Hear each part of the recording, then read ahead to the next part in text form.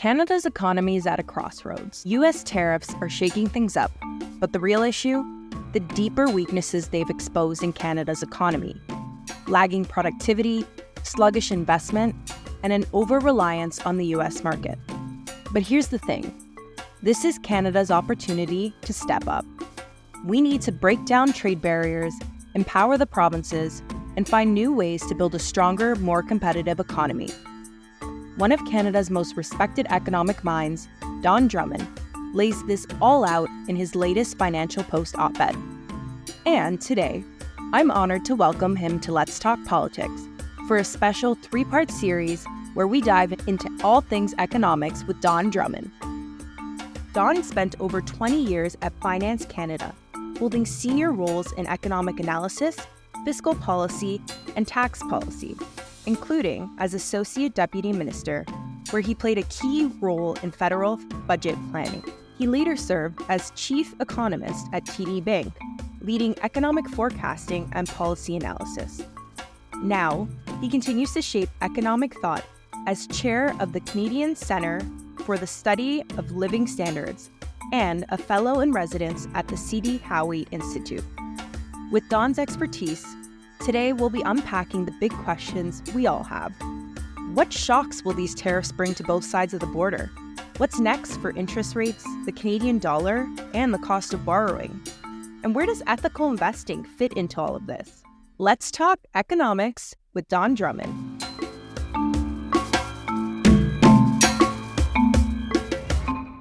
Hello, everybody, and welcome back to another podcast episode. We're shifting gears today, not focusing solely on politics. Instead, we're talking economics with the brilliant Canadian economist, Don Drummond. He's joining us from Arizona and maybe even going to talk a little bit about some of the Canada-US dynamics that he's experiencing there. Don, thank you so much for being here. And through this political, financial whiplash that we've been experiencing over the last month, really the last few weeks, Canada has been retaliating. Doug Ford has taken a very strong stance on this as well with regards to tariffs on energy. So I wanted to get your perspective. How will these U.S. tariffs impact the Canadian economy? And what does this mean for the Canadian dollar?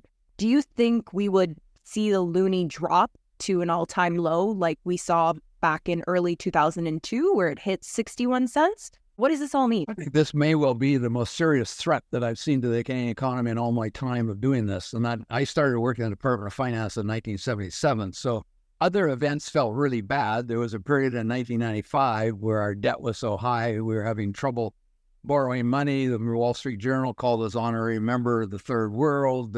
Our dollar was called the Northern Peso. That felt bad. But even at the worst of it, I felt with a tough approach, there was a way out of that problem.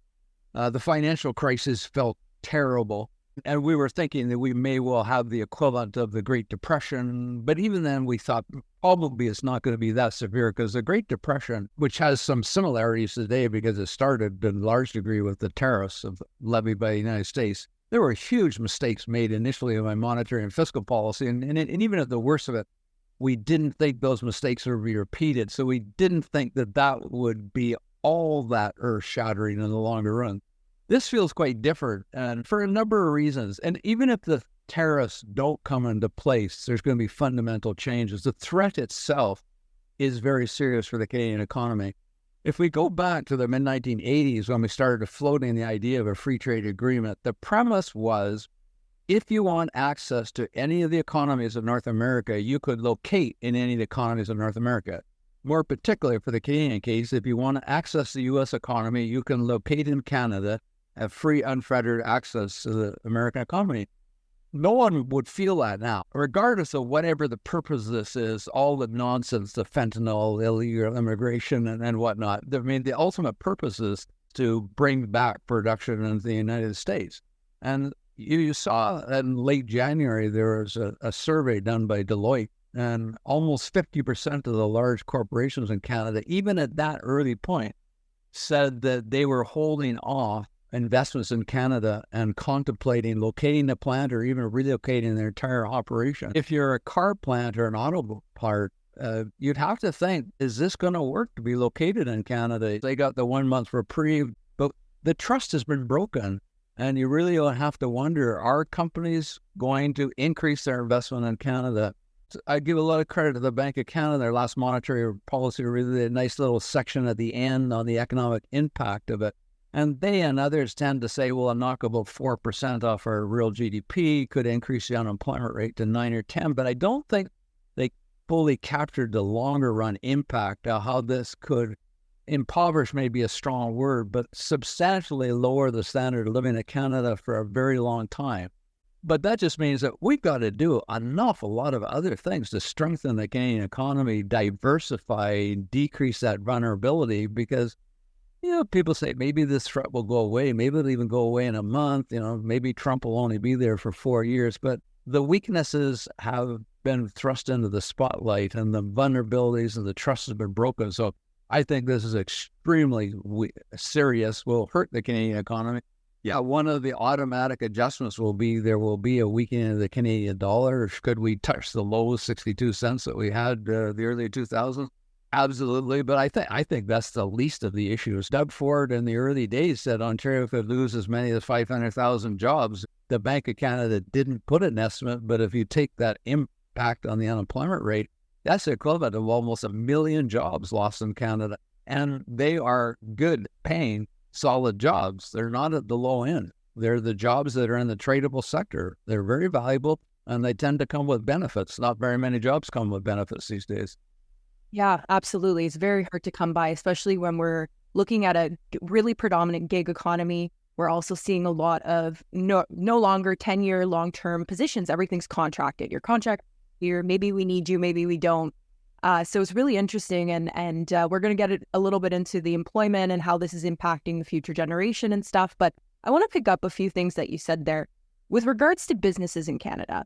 And going back to maybe further back, I'm a child of immigrants. In the 50s, 60s, people were manufacturing in Canada. We had big influx of immigrants who were helping build houses, build different parts of the economy. Why has that diminished so much in Canada? Why has it become so popularized or easy to offshore these things? Because I would argue there's no incentive for businesses to come into Canada. I don't know, it's a mixture of labor laws, a mixture of increased taxes. We had that looming capital gains tax.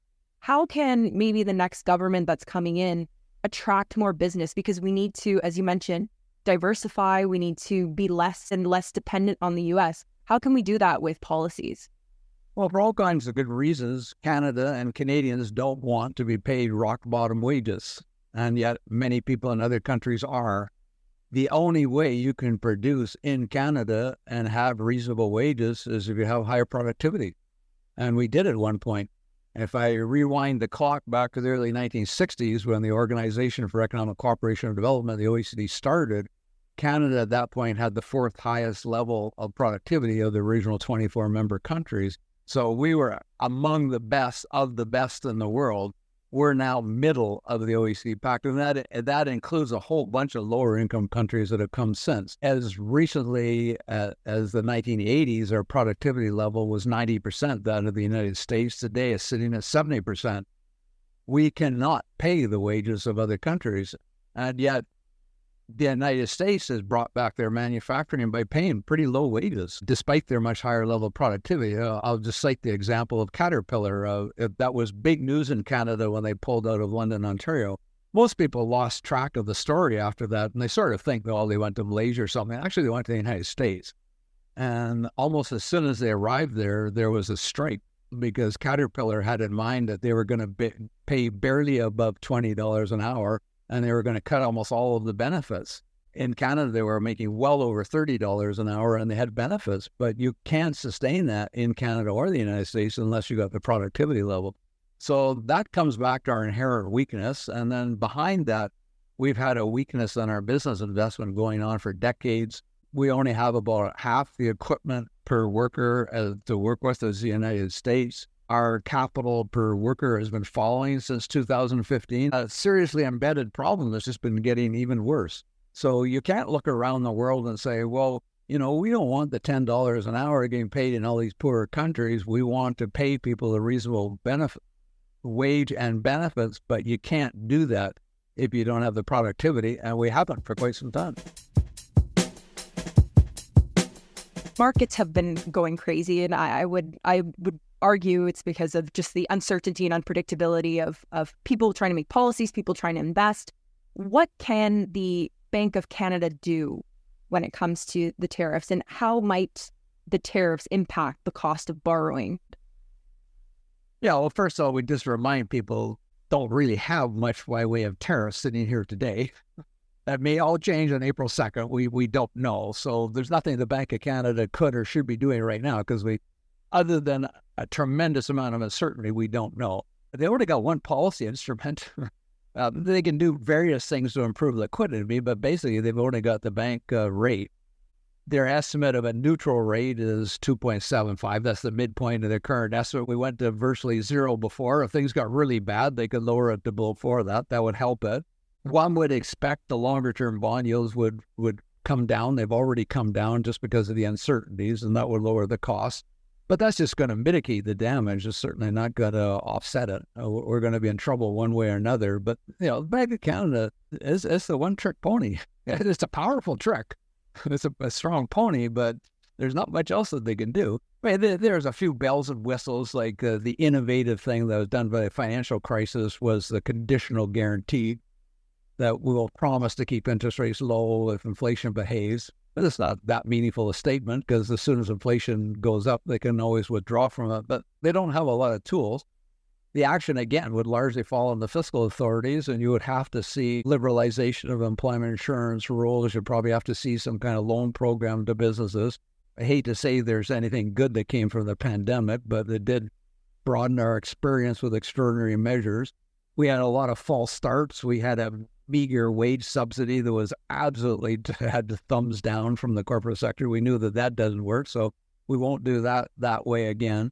We overcompensated and kept it in place in some cases longer, so hopefully we've learned a lesson from that. But it's a very different kind of threat. But if we do have 1 million jobs lost, we know it. The thing I worry about is the longer-term aspect of it, that just Canada won't be seen as an attractive location for business here. And I hate to say that, but despite all the short-term costs the U.S. policy may afflict on the U.S. economy, there could be a benefit from them in the longer term if they're willing to stick with that. And I hate that aspect of it.